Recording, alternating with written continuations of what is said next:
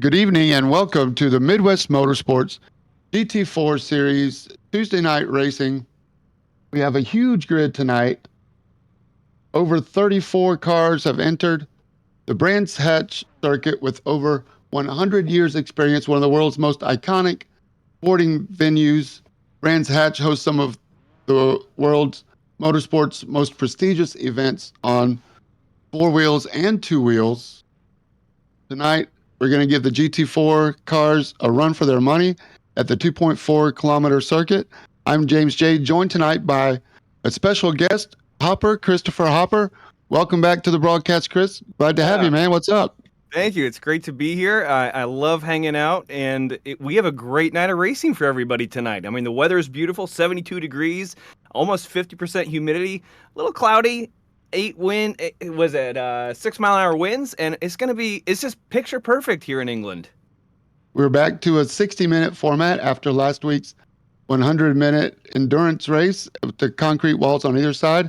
Tonight's track, Brands Hatch, has a lot more runoff room before you make contact. I expect to see maybe some more off tracks and maybe a couple of drive-throughs or going past the off-track incident limit of 15. And then you'll get a drive-through penalty. We can go over the grid right quick. Looks like we have a full lap for the rollout. So we got Johan de Roy and Chase Fincher on the front row. Chase Fincher in the blue McLaren puts it on the pole. Johan de Roy second. Michael Odell and Shea McNeely third and fourth. Row two. Jason Phillips and Brian Coxon, row three. Justin Thaler, Steve Hansel, row four. Justin Glickner, John Daniels, row five. Mauricio Parada, welcome back.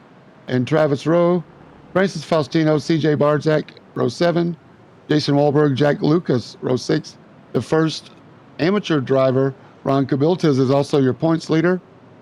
Starting 17th, Chris McDonald, Taylor Montague, second in the AM division tonight. Row 9 with Dan Gish. Pablo Araya, Ian Bacaitas, Adrian Fedorowski, Kevin Bridges, Nicholas Haslin, Andrew Miller. We got a full field tonight. Jesse Coffey starting in the back. That's a little surprising to see Jesse Coffey and David Stark farther in the back than we used to seeing them. I spoke with Taylor Montague earlier this week. At last week's Long Beach winner. And this is what he had to say before the race about Brands Hatch. Brands Hatch, how familiar are you with it? Pretty familiar with that one. I've raced there a lot here in GT4 as well as several other series. So, it's a track that I'm very familiar with and planning on getting into the rig later this week and putting some laps in to make sure I'm in top shape for the race next week. There he is. That was after his amateur division win, the first win in the league for him. So he's pretty proud of himself as we are of him. So good on you, Taylor Montague. I'll watch for him to come through the field starting 16th, third in the AMs. Yeah, I'm expecting good things from him tonight. So especially with that little clip there you had, he sounds confident. So we're gonna see what we get. We love it when we have new winners up and down the field. Long time Midwest Motorsports drivers take pride in every finishing position, and it's great when you get your first win. All right, here we come to the green. Chase Fincher in the blue McLaren is going to start us off. We're going to go green for 60 minutes. 33-car field. I expect him to run into lap traffic pretty early. Chase Fincher puts the hammer down, gets the drop. Michael Odell ends up ahead of Johan de Roy into the first turn. Paddock Hill Bend falls away quickly with lots of runoff on the left. Coming up to Druids, and Michael Odell looking left, looking right. Chase Fincher taking the defensive line as we hope everybody gets through the first lap okay and survive. Just remember, all first lap 4X incidents will be reviewed. So hopefully we can get clean. We're off to a clean start. Absolutely, and you have Chase, Michael, and Johan right up there battling for the lead. Love seeing Michael take initiative there. As we know, he's been strong all season, and having Johan back in the mix after a few seasons off is really cool to see. And he's being tagged there pretty closely by Brian Coxon, who's definitely sniffing. He's looking for every opportunity he can. It's going to put Johan to the test right out of the gate here early. The big thing absolutely is to make sure that Brian Shea and Justin Thaler, shout out to Justin, up into 6th place, up a spot, and Mauricio Prada up 4 spots is a big gainer as well. But the big thing is not to lose too much time to Chase Fincher and Michael Odell for Brian and Shea behind Johan. Johan been out of the league for a little bit, and this is his second race back. Maybe not quite as sharp on the starts as we're used to seeing. A lot of our pros And he's going really to know how to be take advantage. Yep. Yeah, he's been spending a lot more time on oval track racing. He told me, and one of the things we know there is that the slipstream is everything. And so as this gap is being created between P2 and P3, he's going to be losing out on precious speed, that little bit of percentage that will help keep him tucked in behind Michael Odell. He's losing that, so we're seeing that gap created as Brian Coxon. Ooh, he's really trying to defend here. This is some great driving. Brian Coming up on Coxon the must have got inside. Druids wrong. Yeah, he looks like he went real late into Druids, and that let Shea McNeely get on the inside racing line. And he capitalized. That was a smart move on Shea's part. And again, they're losing touch to Johan de Roy, so that gives Johan a little breathing room. And Justin Thaler now maybe trying to put some more pressure on Brian. You know, it's easy with the first couple of laps. You get the race jitters, and you don't want to make a mistake, but at the same time, you have to keep pushing. And only your practice laps and qualifying laps before this. So, again, Brands Hatch is one of those tracks you really have to find a rhythm. Sometimes it takes a little while to do that. What do you think, Hopper? Yeah, absolutely. We're seeing a great battle there with the 64 car driven by Jack Lucas trying to sneak up the inside. I want to shout out real quick to Shea McNeely and Brian Coxon. What people don't realize is a lot of times we're in different places, sometimes different countries. These two guys are roommates, or at least were last semester. So I can imagine they're shouting at each other across the room, not just over comms, but in open air too. So hopefully they're not causing any problems for their fellow roommates on their floor. Yeah, really.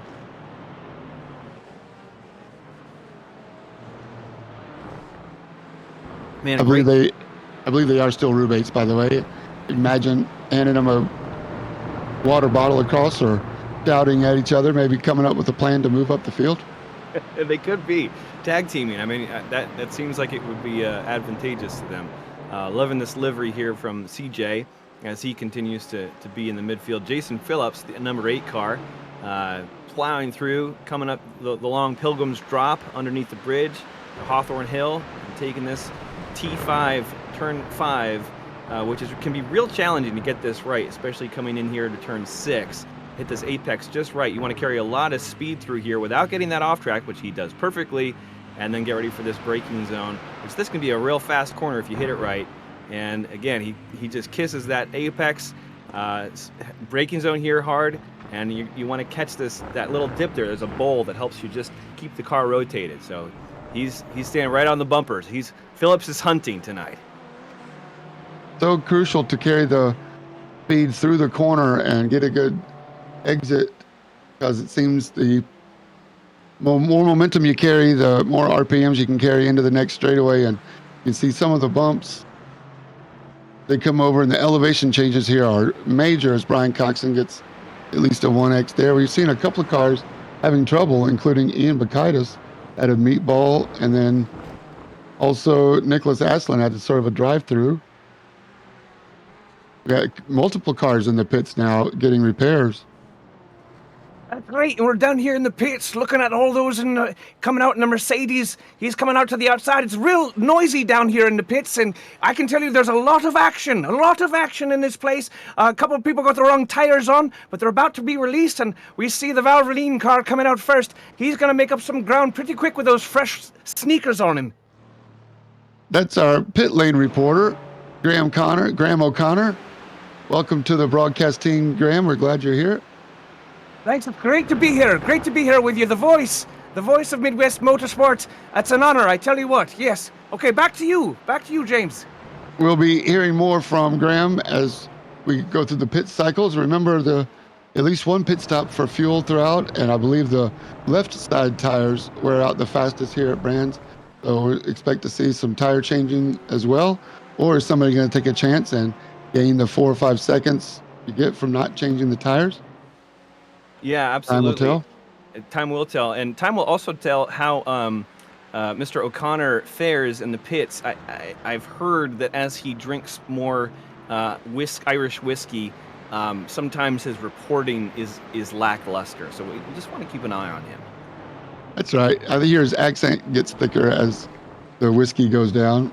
Some might say unintelligible. We will find out. Stay tuned.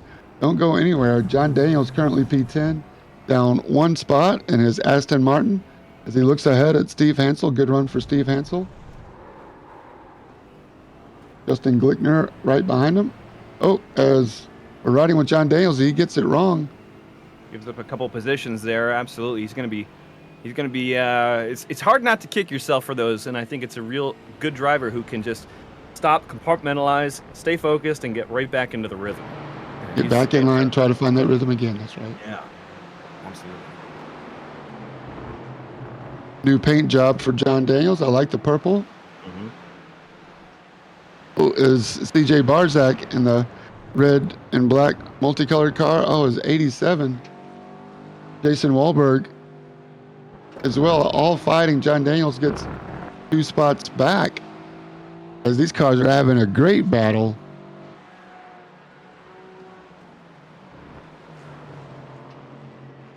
What's it like going too wide in some of these corners? Hopper, I know you've got some laps here.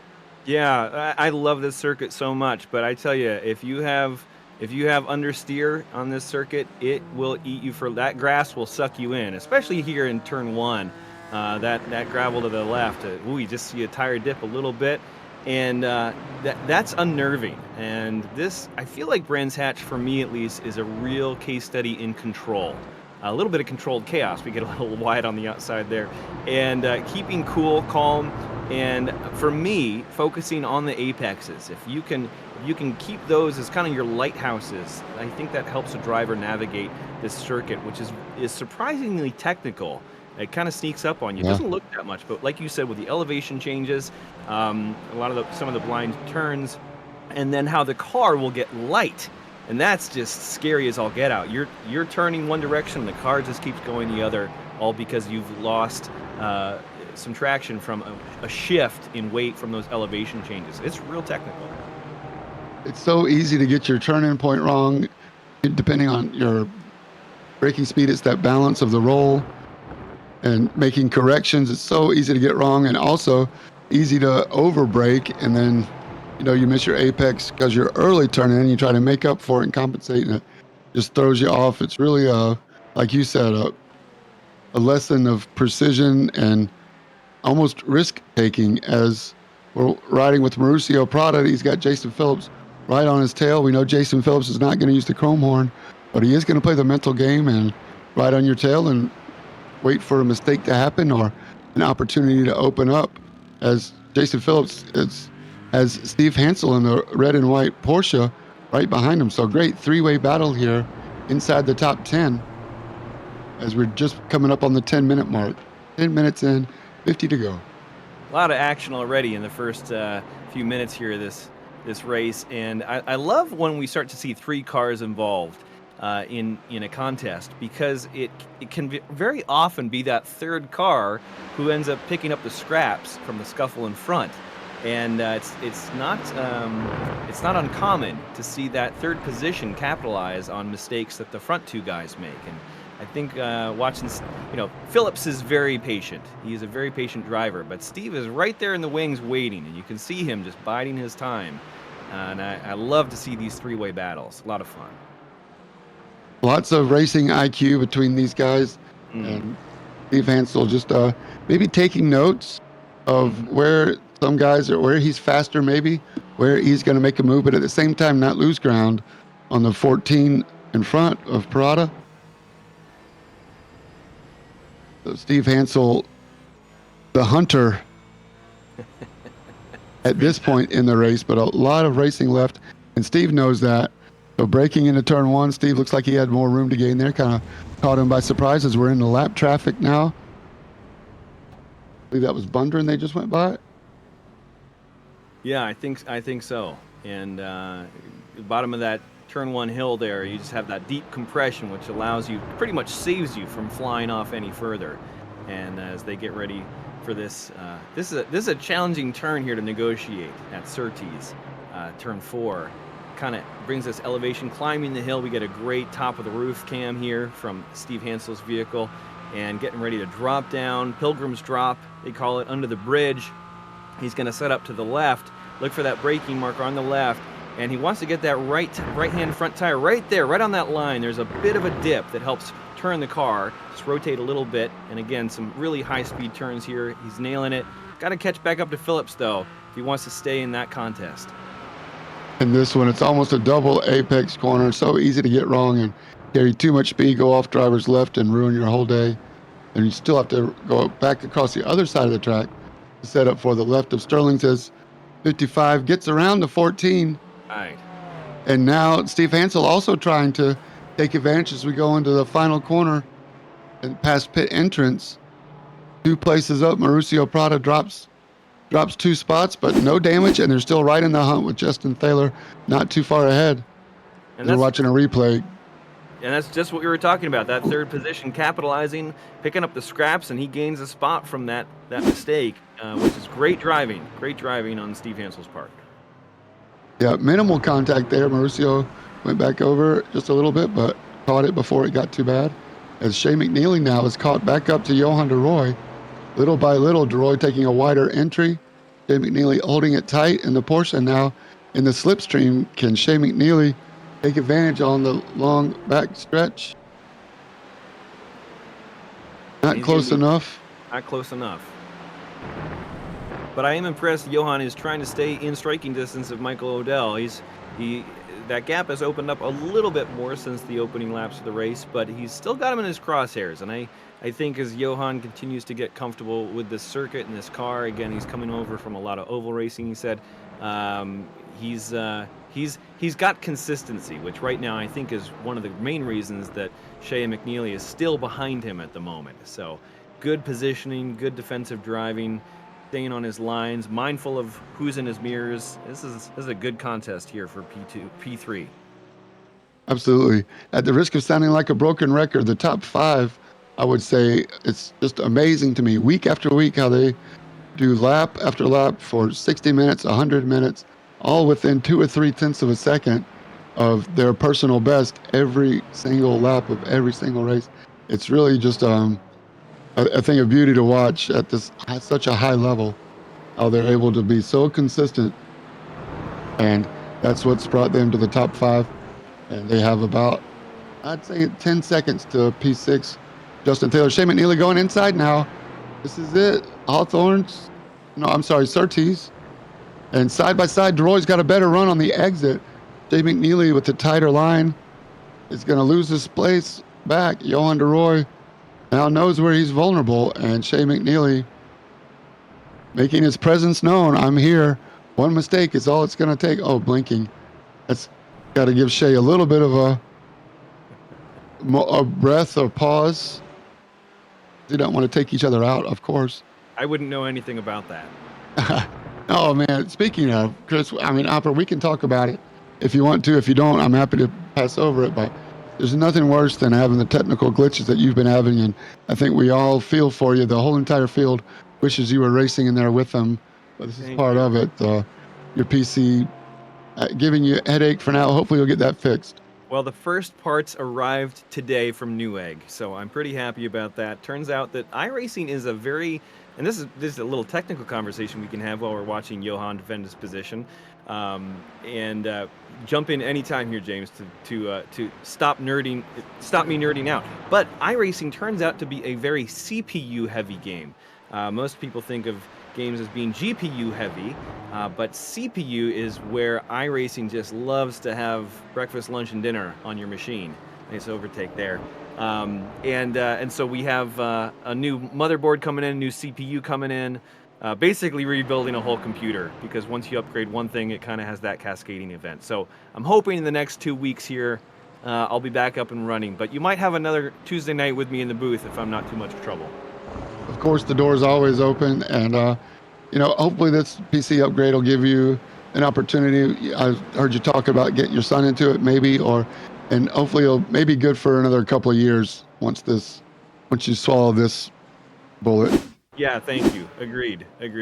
Got a replay here of John Daniels in the 82 car. See what we got coming under the bridge. Coming into the fast right-hander, Hawthorne. Carrying a lot of speed in the Aston Martin. Takes it tight. CJ Barzak, everybody behind him going a little wide. There's Daniels. Nope. Just a replay of John Daniels in his new paint.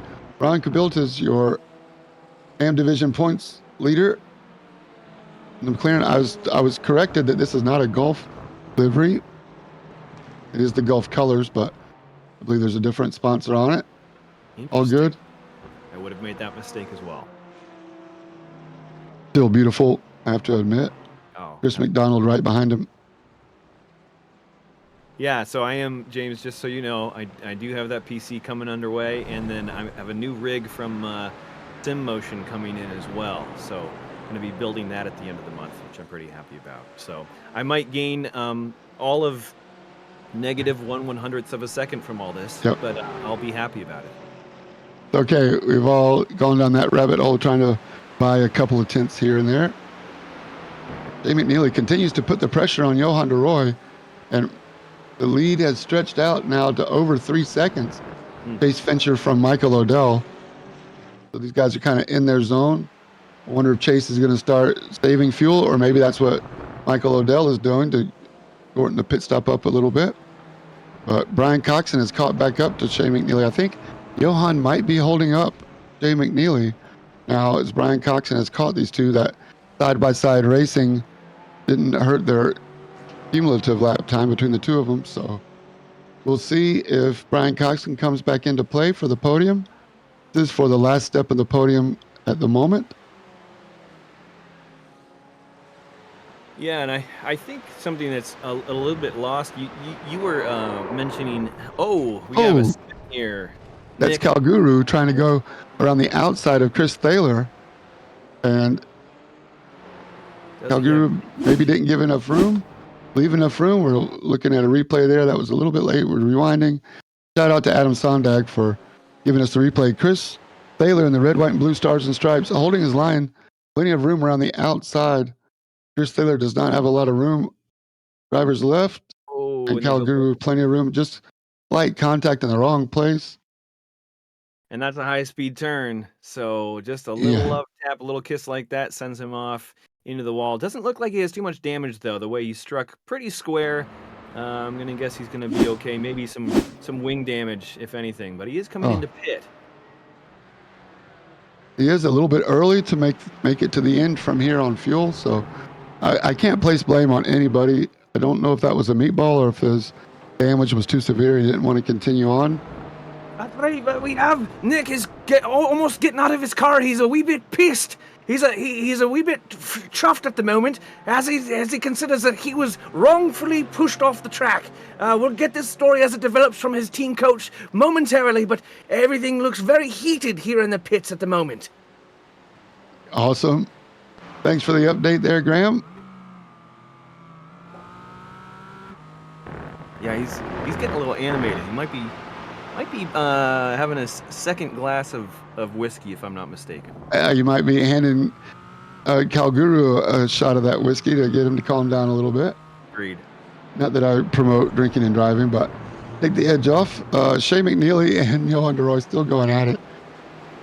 So as I was saying, you brought up this point about consistency, and I think what those who are watching, especially if you're not a sim racer, need to understand is just how much practice and precision goes into being able to do this kind of work lap after lap.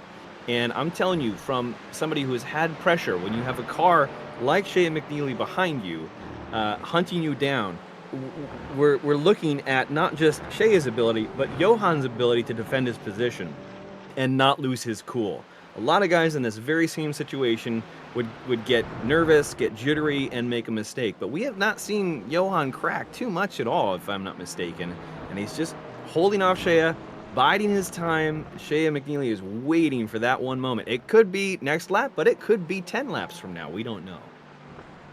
Right. Absolutely. And we've seen Shea play some great pit strategy in the past too, I believe.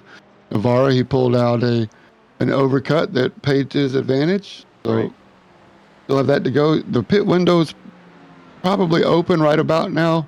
Usually 40 minutes it opens. They can go 40 minutes on a tank. So that means it would close at 20 minutes. So sometime between now and 20, they're going to make their pit stop. And we'll get more from our in-race pit reporter, Graham O'Connor. This is the closest battle on the track. So another shout out to Norm Snyder and Chris Thaler. I saw those guys earlier practicing. They were practicing yesterday for a couple of hours. Good friends. Chris Thaler, the father of the godfather of Midwest Motorsports, everybody's favorite grandfather. And Norm Snyder, one of the first members of the league. So it's good to see them. And now they're still racing each other like they've been practicing all week. Mainly oval guys venturing over to the dark side of the road series, and they've come a long way. Currently, in the top 2/3 of the field. So good on both of them for hanging it out and getting the course on a very challenging track, a very challenging series. So good for them.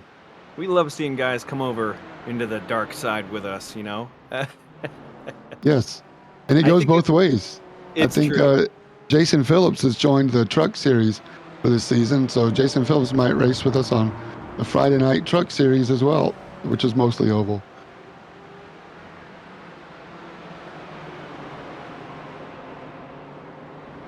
We'll see Yeah. how he fares.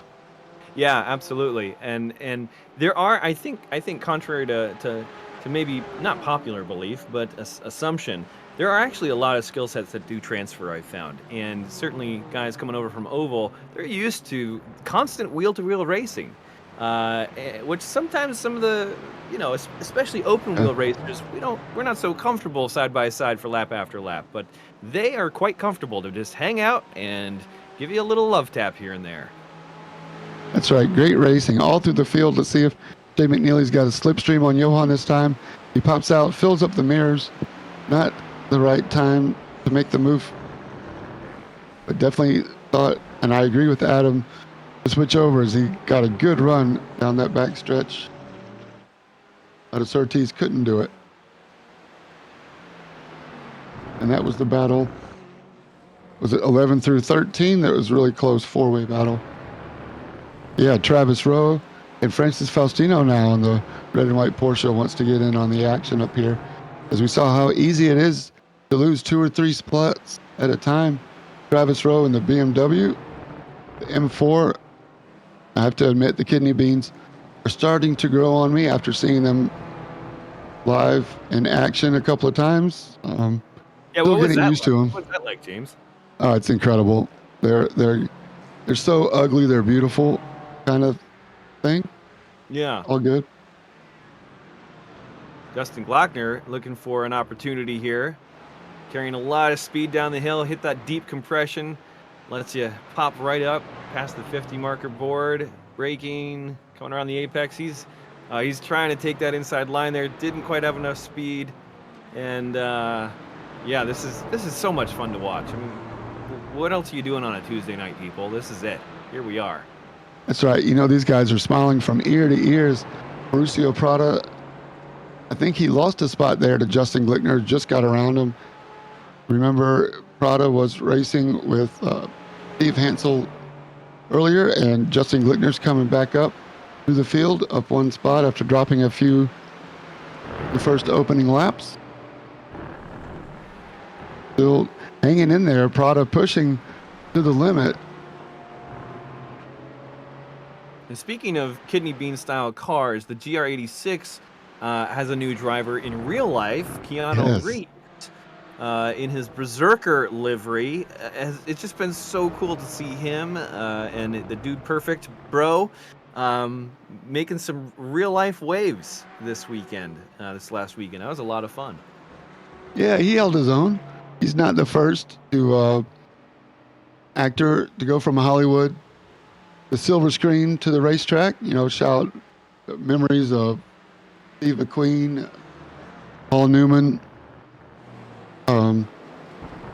My mind's going blank. He just won Patrick Dempsey.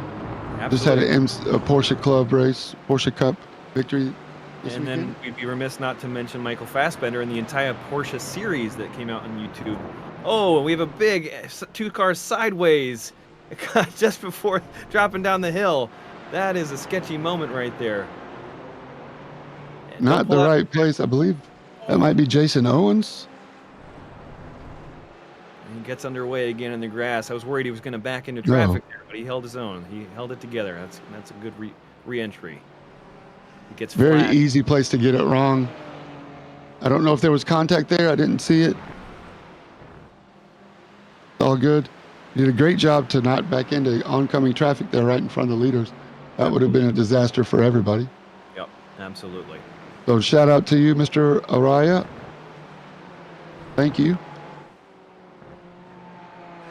Yeah, one of the worst things we see in the rookie leagues is people making the craziest returns to the track, and they can cause more damage that way if they would have just waited a few more seconds. So that was, very courteous move there. Looks like Chase Fincher has gone into the pits. We'll go down to our pit lane reporter, Graham O'Connor. That's right. He's taken some damage, and I'm not sure the mechanics are going to have much time to work on it. They want to get him out as fast as they can, but I tell you what, it's going to be a wee bit of a scuffle here as they work quickly to repair the damage that he's undertaken out there on the track. And nothing chafes a driver more than sitting in his automobile while everyone else is flying by on the straights. Yes, I meant Brian Coxon there. I apologize. It looks like Chase Fincher might have actually had some damage or a spin. Brian Coxon was the one to come into the pit, so I apologize about that. Thanks for setting it straight there, Graham. Also, I'd like to have to say that number 44 has retired from the race. It's a sad day. Number 44 retired from the race. Rick Bundren. Too bad for him. Not sure exactly what happened. Hopefully he'll be back next week. Maybe just finding that Brands Hatch was not the track for him. We've all been there at that point where it's just not fun anymore. You pack your bags. But really curious about what happened to Chase Fincher. He must have got it wrong. Maybe a pit entry. I'm not sure why he would pit at this time. Usually he stays out when he's in the lead to the last moment. We'll see what happens, but that move everybody else up. So that's Michael Odell now in the lead. Your points leader. Sorry, not your points leader. He is your points leader by narrow margin, 80 points over Chase Fincher. So it's has big championship implications here as this is race 9 of 18. Yeah, I'm curious what happened to Chase there. I don't know if we have any footage of that, but certainly I'm guessing something threw him off there, as he's going to try to get his wits back together and try to again find that rhythm that all drivers look for. But here we have Johan de Roy being hunted yet still by Shea McNeely, who I think now that he's in P3 is hungrier than ever to take this P2 position. So again, just masterful driving. He's sneaking up the inside, has a sniff. He's not going to have the chance to do it, but he's going to have a lot of speed coming out of this exit. Is it enough to go around DeRoy? Oh, he's playing hard to get, taking up as much of that track as he can. That's some very good defensive driving on DeRoy's part, but I can tell you that Shea is probably starting to lose his cool a little bit. He wants to get around him. He's looking on the outside, coming up to the top of the hill. Can he make the right turn down? Keep the exit speed. He's going to put pressure on him from the outside, and he can't make it happen. But boy, he's carrying a ton of speed right now. This is great racing. Incredible racing. Johan de Roy leaves room on the entry in case Chase wanted to make a dive on. Oh, as Chase gets it really loose, gets the left side tires on the lattice grass work. Driver's left and loses some ground. Gives Johan de Roy a chance to catch his breath as they come around Surtees, going onto the long back stretch one more time. Great racing. James Christopher, I just a wee bit of a report here. Number 51 has a drive-through for too many incidents. Yes, it's going to be the first of many, I think, tonight. I believe it. That's Nicholas Calguru. He said 24, number 51. Oh, yeah, you're right. Sorry. Correction. Yep. Yeah, it was listed wrong on the. That was a position marker. My bad. Correct. No stress. All good. No stranger to the incident overage drive-through. Nick Calguru usually pushes the limits on the off tracks. That's part of it. And he's finding his way around, serve his penalty, and get back out there. There's So something to move be everybody said. up. Once you serve that penalty, you get a bit of a second wind because you see you have a whole bunch more headroom. Whereas before, you're counting down the turns before how many more Right. instant points before I have to take that drive-through. So, That's right. ooh. We got going through traffic there, Jason Phillips, number 9, lets him go. Thank you, sir. John Aslan giving way without holding himself up, just trying to figure out exactly where to go as more pit stops are taking place.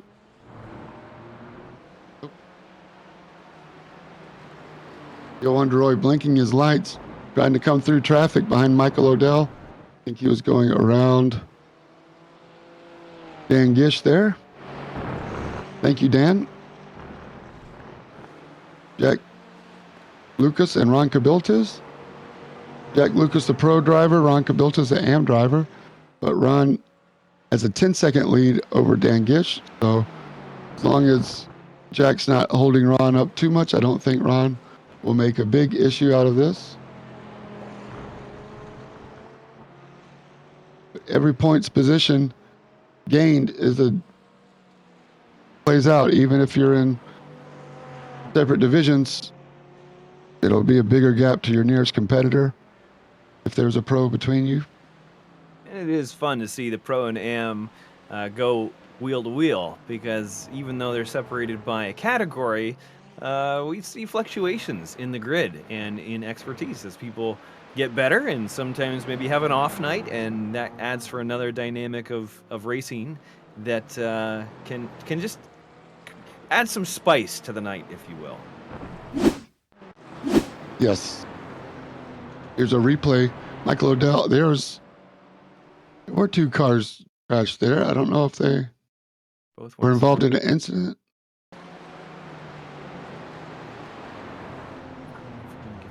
Oh, that's Chase Fincher. Yep, that was. Great find, Adam. This is what happened. Oh no, lap traffic. He's on the inside, giving plenty of room. Carrying too much speed to Chase. Looks like Chase has got Urkel on the inside on his bodywork. He just closes the door. Oh, 92. Of course, no intent there. He kind of blinked right at that incident, too. And this is how Chase Fincher lost the lead. Coming through traffic. No ill intent there. Just.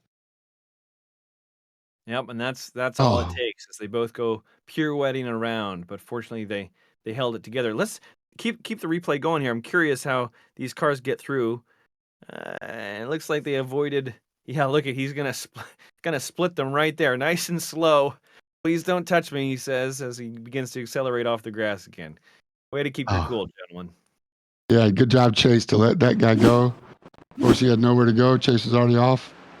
Oh, man, tough break. That's a tough way to lose the lead. Absolutely.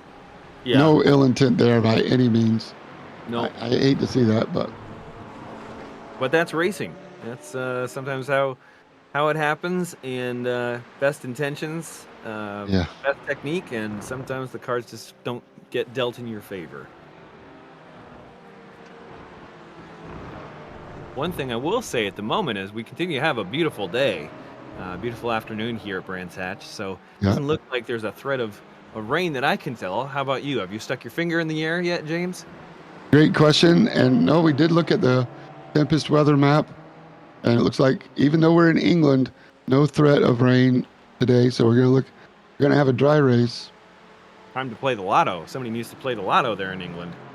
That's right. Yeah, that never happens, right? Man, look at this battle. You got a lap car in between Steve Hansel and Jason Phillips. A lap car in front of Steve Hansel. Not exactly sure who that is. He's doing a good job of holding his line. I don't think Oh, it's not David Stark, so it's all good. This is exactly where Chase and Parada got tied up, and now Steve Dang. Ansel also gets tied up. Oh, Justin Thaler gets around him. Oh, man. Just about the same part, except instead of 2 cars off, we only had 1. So here we have Steve climbing back on the track, and that's got to sting. We see him Try to come find around out here, yeah.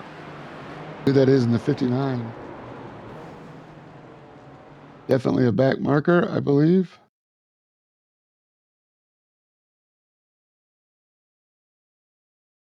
I don't see a 59. Oh, there it is. David Stark. Shoot. Maybe that was for, no, that couldn't have been for position. Maybe the number on the white, nope, the yellow BMW. David Stark, so that was for position. I apologize. Maybe it wasn't. Here David Stark. we were Yeah, that about was to for give a lecture position. on how to let a blue flag pass you. Yeah, it's David Stark, and David Stark's now into the pits after that. He ended up on the good end of that. I mean, Steve Hansel trying to make a move, couldn't quite make it stick, did a good job of not taking David out while he was doing it. He went for it. Looked like he had a little bit more pace, but David Stark had every right to hold his line. I think Steve may have spun himself out to not take David Stark out. Yeah, that's what it looks like. That's exactly what happened. Meanwhile, we have this continued pressure up at the front of the track as Johan is now in P1, hunted by Michael Odell. A little switcheroo there, I'm guessing. Yeah, I didn't see exactly what happened. But this is what we want to see. Love these lead changes. It makes it exciting. Yes, that's a change for the position for the lead. And we're coming up on the final pit window. So these guys have not pitted yet. And Michael Odell must have made a mistake. I think he had about a 4-second lead. Could it have been lap traffic? They stay out one more time at least. As the race for the lead, the top 4, you can throw a blanket over them. Less than 4 seconds between them. You've seen how easy it is to lose 1 second, 2 second, and apparently 3 and 4 seconds at a chunk as well. Oh man, what a great race. What a great race. And it just a quick point here as we switch over to Dan Gish.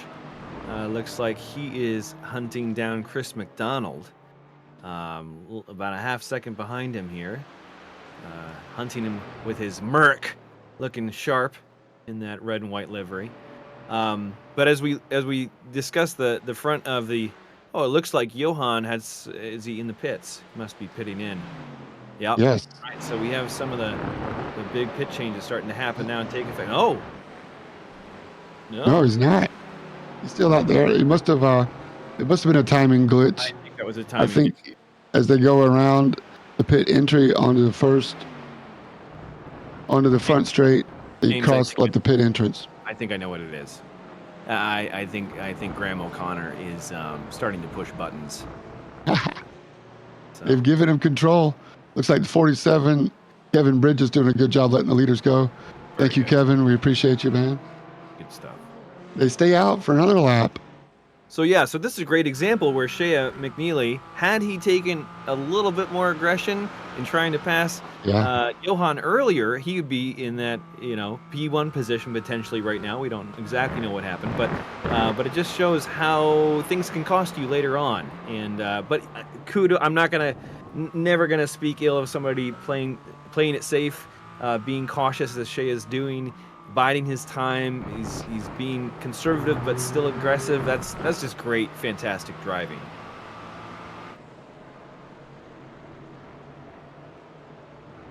Yes, and it looks like our in-race reporter or in-race interview, Taylor Montague has towed back to the pits, unfortunately. So you can blame me for that one, Taylor. The broadcaster curse has bit the bug. And it looks like he's in for a minute or two, so maybe already used his fast repair. But got to tow back to the pits. All right, and just a wee word. it fascinates the audience to might know that here at Brands Hatch, my family lives just a wee bit far from this circuit, and my uncle's brother's stepson is actually the tow truck driver for tonight. He's a wonderful old chap, only has one arm, if you can believe it.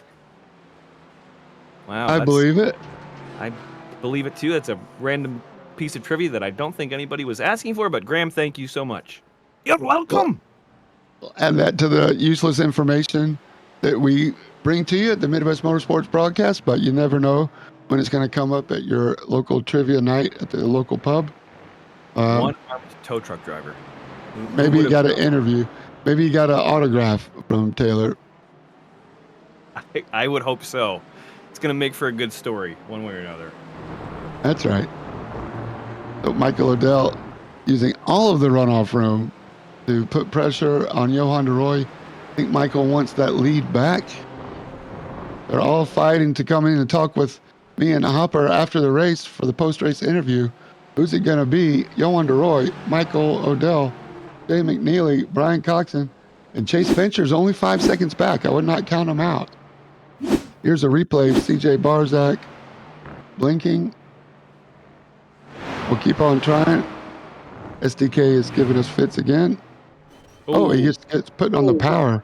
CJ is coming out of the penultimate corner and flat toe into the pits.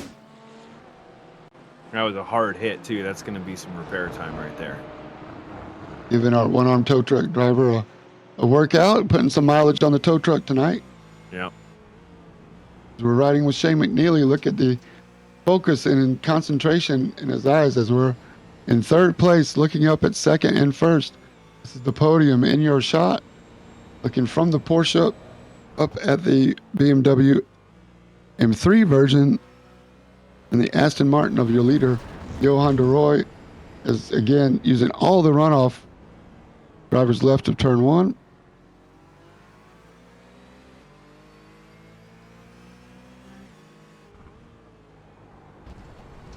Still no pits.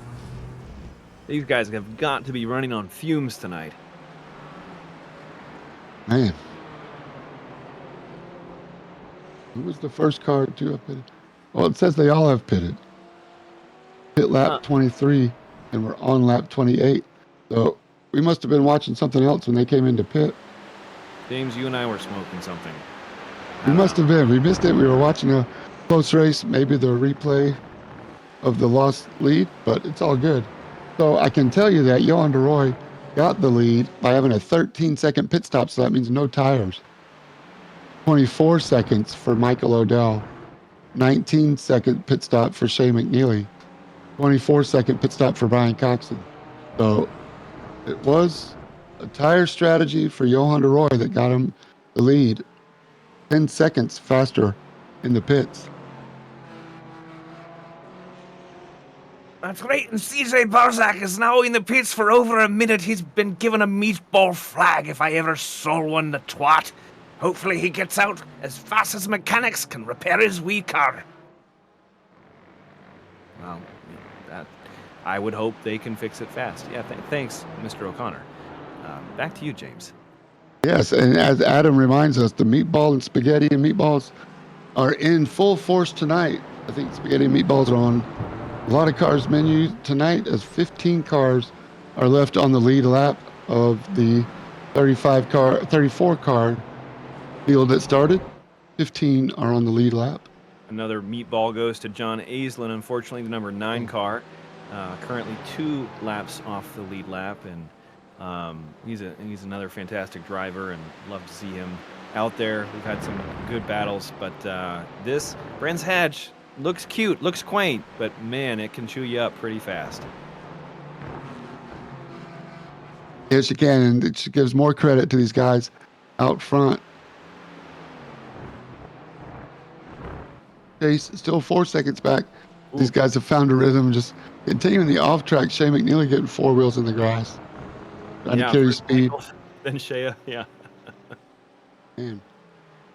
I think Johan has found his stride. I think, he's settling in. He's definitely pushing the limits. right on the edge of this car's capabilities, and this is the Johan I remember, and so it's nice Yeah. to see him coming back to form as he drops down. He was 130 miles an hour at the top of the hill, drops down to 100 miles an hour there at the dip, comes around into turn 2, but down here at 50 miles an hour, 48 miles an hour. So that's a pretty good throw forward. From being thrown back in the seat to thrown forward toward the steering wheel, all in a space of a few seconds, what these guys go through. And I'd say it's that 48 mile an hour minimum speed through Druids has got to be, it's still pretty fast. It's right on the limit. But I'm sure One of it the feels slowest corners on the track. yeah, Yeah. exactly.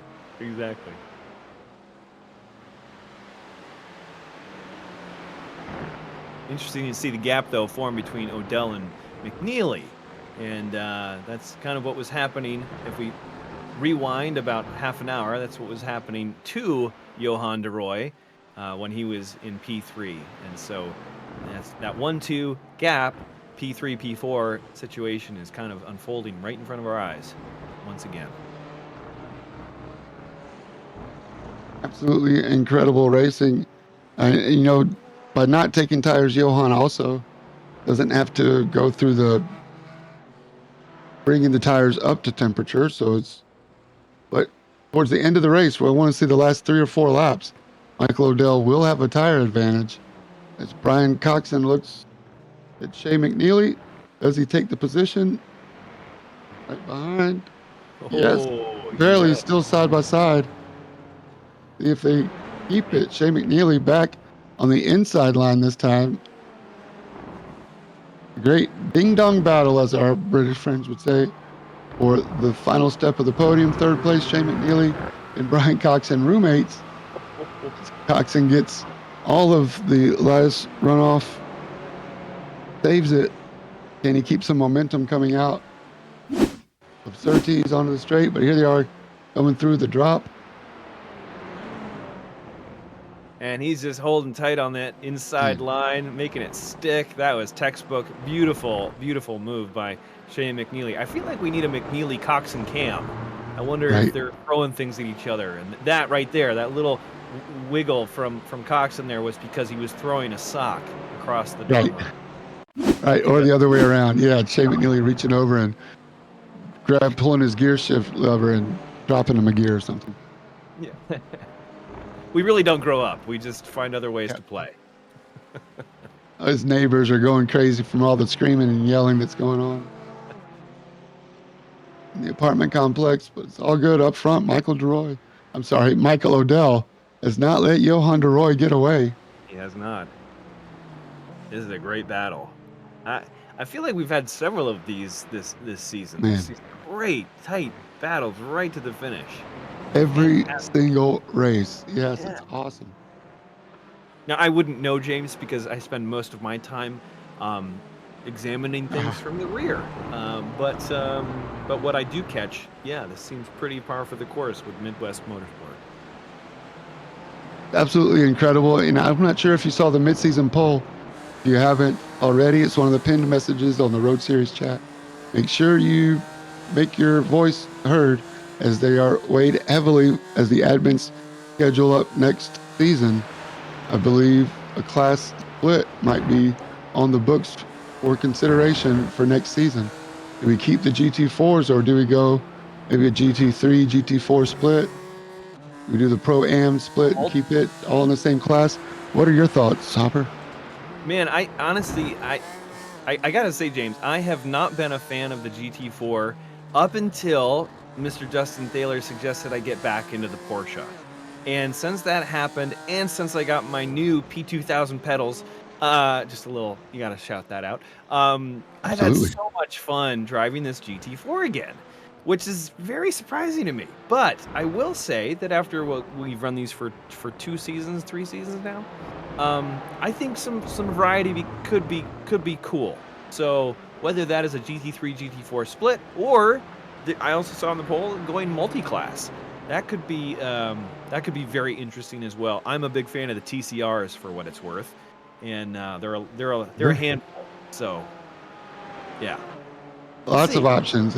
I think that's a great way for Midwest Motorsports to that the admins really take their members' opinions into the decisions that are made. And you can tell because season 8 coming up, and you don't do 8 seasons with 30 plus car fields without doing something right. So shout out to all the admins at Midwest Motorsports that make it possible and make it happen for us. We're continuing to watch season after season, race after race. I think every single race this season has ended with less than 1 or 2 seconds a gap between first and even third. So really exciting, really fun league to be a part of. Thanks to all the members that make it possible and the admins that keep it running. Yeah, and James, also to you for being here so faithfully to be the voice of Midwest. It would not be the same without you. And to Adam on cameras, it's just everybody. It's the team that makes this league so special. It's the people that make it special. And so, yeah, I'm right there with you. But thank you to you as well. Oh man, it's part of a team, man. Everybody, small gear and a big machine, man. It's David Stark and Chris McDonald having a great race with Adrian Fedorowski just up the road. David Stark earning his spot, but must have had a little difficulty as there's Steve Hansel. I know they got into it earlier. I don't see Steve on the sheet up ahead. Oh, Steve Hansel currently shown P1. There it goes. We'll reset. Steve Hansel in 6th. So yeah, David Stark must have missed something. 10-second pit stop on lap 24, so he got fuel only. Maybe a mistake. It's all good. Back up front, Michael Odell and Johan DeRoy. Half a second apart. Chase Fincher is caught up. 2 seconds on Brian Coxon. James, if I can just interject here a wee bit. Number 25, which is CJ Barzak, has retired from the race. Oh no. His crew chief is quite upset and has thrown something across the workbench. Hopefully nobody was injured in the rage. CJ Barzak, another great member that opens up practice sessions before the race and a couple days as well. I hate to see him retire, but I get it. Yeah, absolutely. And that was a pretty hard hit, so I don't think it's necessarily a surprise.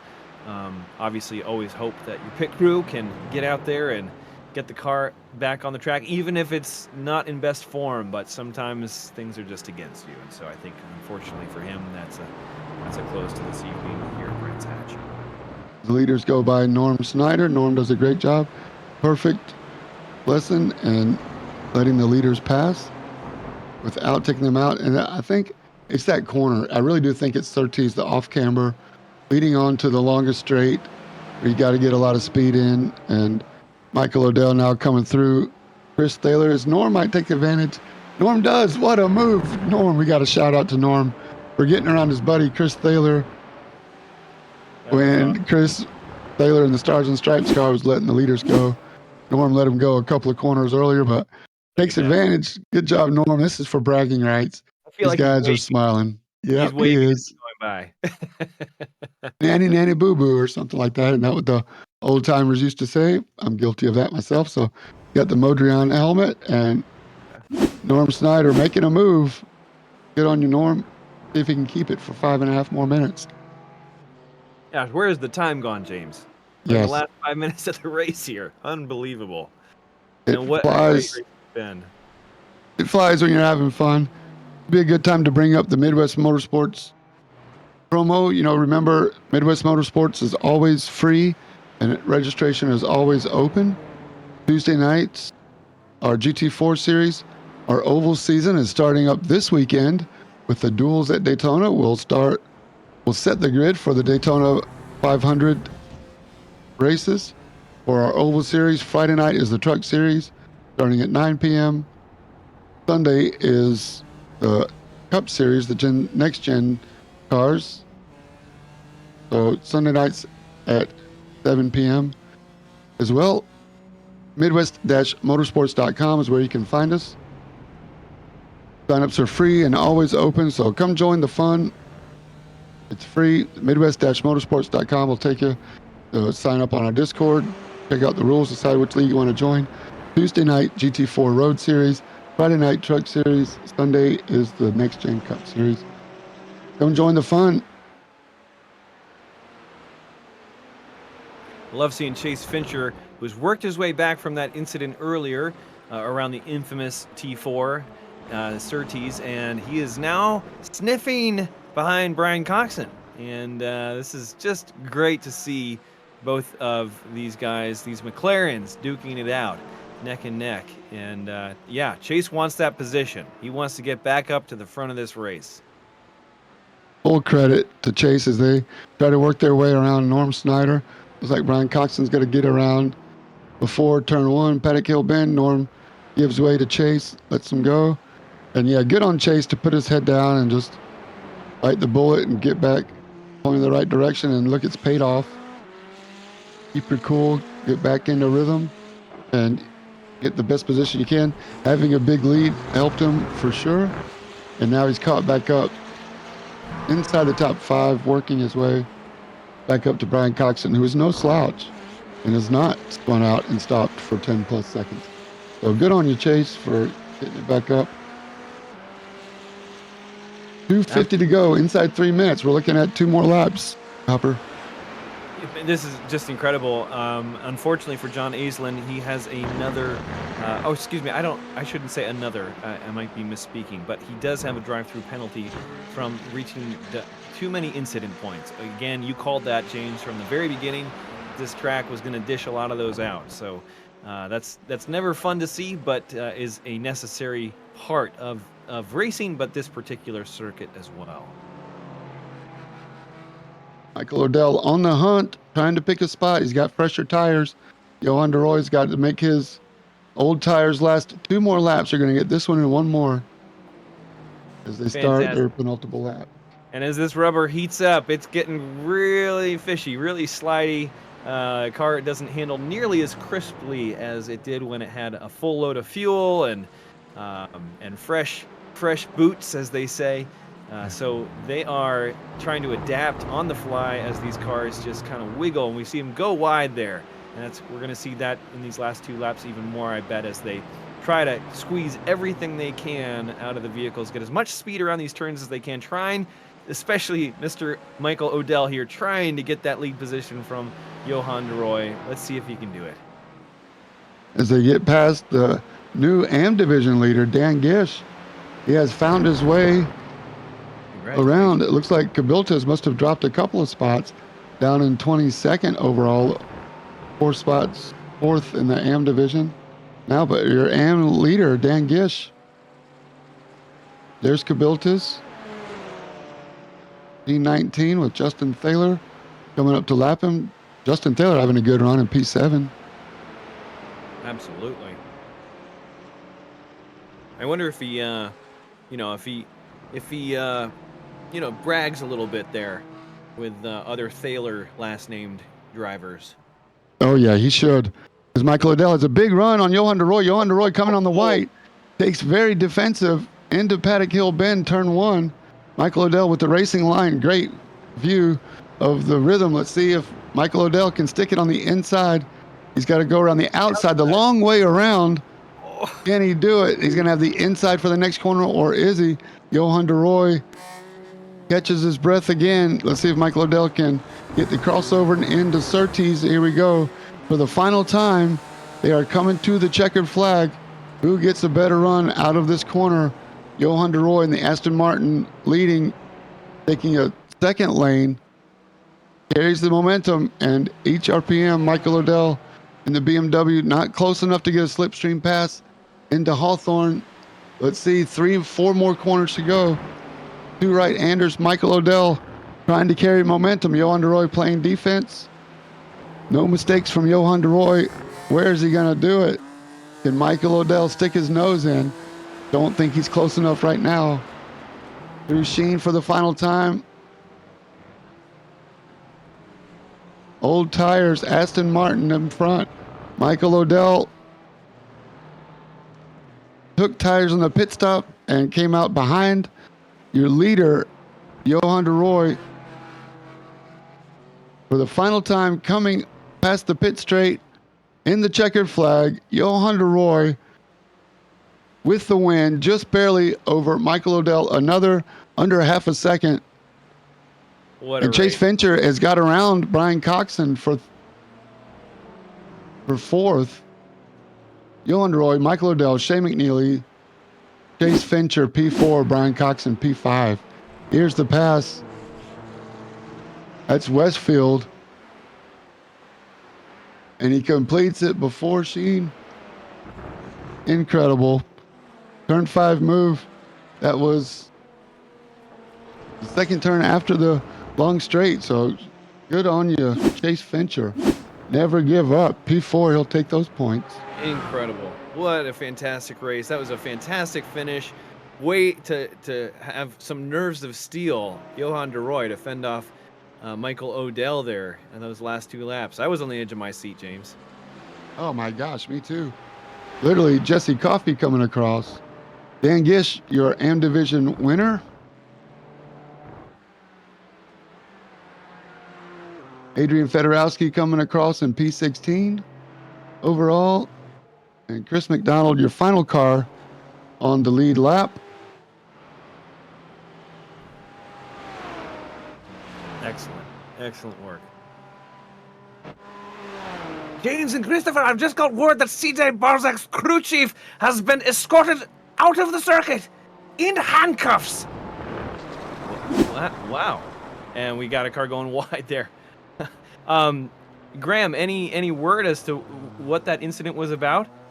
Yes, he apparently was going after one of the camera operators, saying that he had confused and caused stricken, much like this car spinning out. He had confused the team and made CJ wreck on purpose.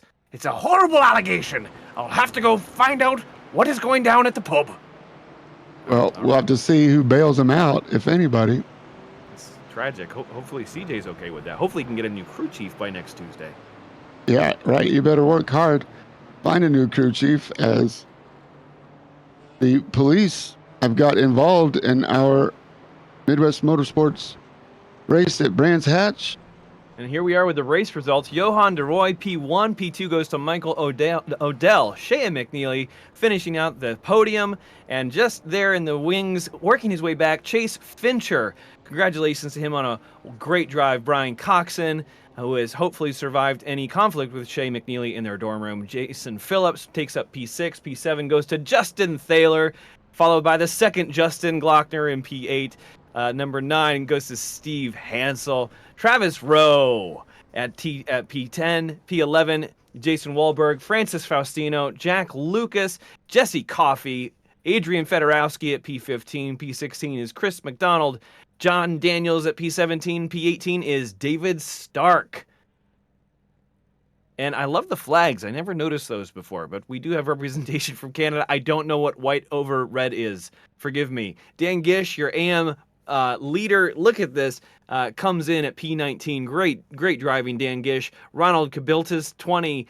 P21 goes to Kevin Bridges, Nicholas Calagaru, and then we start to get into some Andrew Miller, Norm Snyder, Chris Thaler, Brian Sarton, Pablo Araya, and John Aislinn, P28. P29 goes to Taylor Montague, Nick Aislinn, number 31, CJ Barzak, hopefully gets the new crew chief. Mauricio Prada, P33 goes to Rick Burden, and 34 rounding out the field, Mr. Ian Bakaitis. Hopefully he can make his way back next Tuesday and continue to show us his wonderful driving. We miss you, Ian. Hope all is well. 34 car field wraps up our Tuesday night GT4 season or race at Brands Hatch. We have our AM Division winner.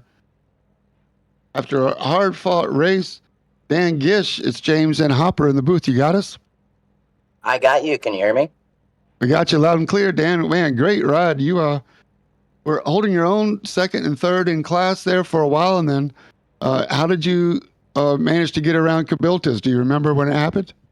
I think I came in for a pit stop. I don't know if I came out ahead of him or if he had some issue towards the end, but I noticed he was behind me by about 5 seconds, and I kept building the lead off of him. So I just kept running consistent laps and was hoping he was the second place runner. and he was. So I'm pretty happy. Yeah, congrats, man. Is this your first Midwest Motorsports League win? This is my first amateur win, and I believe I started with this group when they were back running F3s. So I haven't been consistent on a weekly basis, but I've been around for quite a while, I guess. Well, I definitely have been watching you for a while. I've noticed you always seem to keep it clean, and your courtesy is more than appreciated.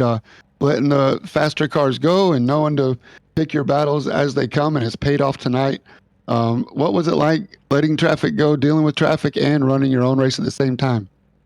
Well, I always like to run when there's a guy quicker who's definitely in a pro. I always like to let them. I don't want to hold them up, and I can usually, if I can, stick behind them a little bit, I can usually learn a few tricks from them. So a lot of times it's better to just give way and see if you can learn something than it is to try and have them crash you, for being rude. Oh, what a great attitude, man. We appreciate you, Dan. I'm glad you stuck around. Hopper, you got anything for our winner, Dan Gish? Absolutely, Dan. Just even more on a personal level, I believe you and I started in the same season, if I'm not mistaken. I could be wrong, but I have so many great memories of driving with you. You always seem to be a little bit faster than me, and then certainly tonight, much faster had I been on the track. You've been making some great gains. Do you credit that to anything in particular? It's just so fun watching you accelerate tonight, and just proud of you, man. But yeah, anything that you can chalk up your progress to over the past couple of seasons. I think it's really just trying to stick with these GT4 cars. They're a tricky car to drive, and I have been doing a little GT3 racing. Trying to drive some cars with a little more horsepower. And I find that seems to help out a little bit when you get back into the GT4 with the slower car. It's I don't know if it's the speed dynamic of it. I think that's what it is, but I would say that's probably the main thing, and just sticking with the sports car and not jumping around too much. That's great. James, forgive me, I'm just taking some notes here for no one in particular. Dan, congratulations, man. Great talking to you. Just so happy for you. Good race tonight. Yeah, Christopher, I appreciate it. It was it's always been fun racing with you, and I was kind of wondering where you were on the lineup, and now I see you're announcing, so that's very cool. You're perfect for that. Thank you. My PC is I'm building a new PC. Hope to Oh, be on that's the what it circuit with is. you Okay. in about three weeks time, and very grateful for James and Adam making room for me in the booth here. I love hanging out with these guys. Yeah, I I think appreciate it, James. All you guys, you do a great job. You make this league extremely fun. I appreciate it, Dan. We appreciate you, man. I think Hopper's trying to buy a couple of extra tents so we can keep up with you next season. Well, don't forget, we have a week off next week and then Road America. You have any plans for your off week or for Road America as we come back? Well, Road America is my home track. That's about 45 minutes north of me, so I've been there, many times, and I think that's probably. I'm not saying I'm going to be fast there, but that's probably my favorite track. All So I'll right. definitely be looking forward to it. He's putting everybody on notice. Dan Gish is going to be one to watch at Road America. Congrats on a great win tonight, Dan. We're all happy for you, man. All right, thank you. You guys have a great week. You too, Thanks. Dan. That's Dan Gish, your AM division winner. And we also now have the Pro division and overall winner, Johan DeRoy. Johan, it's James and Hopper in the booth. You got us? Yes. Hey, Johan, I appreciate you coming in to talk with us. I know English is not your first language. Again, just do the best you can, man. We appreciate you coming in to talk to us. What a great race, man. First of all, great qualifying lap. You got around Chase Fincher after he had an incident with the lap car, and I think you pulled out some pit strategy. So tell us about your race. Yeah, tough race for me today. The pace wasn't really there, but I ended up with the win, and so I'm happy. But I didn't see what happened with Chase, so I need to look at the replay. And the strategy again works with the how we say Tires under, well, it was more of a tire strategy, it looks like. how we say Overcut? overcut. Yeah, sorry. Yeah, your stop was 13 seconds, where everybody else really only had 24 seconds for Odell. So he must have taken all four. So what was it like in those closing laps? I'm assuming you did not take tires at the stop. Yes, my left tires. I've changed my left That's tires. Just the okay. left. Yep, Are just the left because there's a lot of right corners, so I wanted a little bit more grip for these corners, and yeah, I decided to change my left tires because it didn't make me lose time in the pit. So yep, Wow, that's a smart strategy. yeah, it was to have a bit more pace, especially at the end. But Well, and yeah, that's what we kind of saw the whole first half, almost 70% of the race. Kind of saw you around that P3, yeah. P4 position, and didn't ever look like you were struggling, but just didn't have a go for the win. And then, boy, it really felt like you found your rhythm in the last 20% of the race, and it was just cool to watch you fend off Michael. He was coming for you, but you had some great defensive driving. What was going through your head? Were you nervous at all in those final few laps? Yeah, to be honest, the best thing in this condition is just to forget and do laps. All the laps is my mindset was qualifying every lap. To be honest, he he gave me a lot of pressure and it was superb from his part and I gave it all too. So that's why we end up with a really good battle. And yeah, Fantastic. You guys were side by side coming to the white flag, hmm hmm and man, I thought it was going to end in tragedy, but it just says a lot about both you and Michael for being able to keep it clean. yeah, it was clearly the key moment of the race. If the balance have dropped the other side, it was at this moment, and I just go 100% on the defense. It was a bit aggressive from my part, but to be honest, I think he will did the same thing if it was Oh, the inverse position, you know. of course. Yeah, I would expect nothing less, man. Well, congrats again on another victory, back to back now. Congrats, Johan. We have a week off, and then Road America. And Johan, I just want to say it is so great having you back in the league. You're somebody I admire. I love watching you drive. I know you took a break there, and I just want you to know, je suis très fier de toi. Je suis très content ici. So thanks for being here, mon frère, and you're awesome. Merci beaucoup. Um, yeah, thank you a lot. It's super appreciate from every message that I have received from everyone in the league. I appreciate very much, and it takes a big place in my heart. And I think about every one of the leagues every day. You know, like it's a really special leagues, and I really appreciate. We're glad you're here, Johan. Congrats on another win, man. You get to sleep knowing that you were the fastest one tonight. We'll see if you can do it again in 2 weeks at Road America, man. Congrats on a great win. Yeah, thank you guys. That's your race winner, Johan DeRoy. We'll go back down to Graham O'Connor one more time before we sign off. Oh, so good to be with you guys. I'll see you next Tuesday if I can find my way into the court again.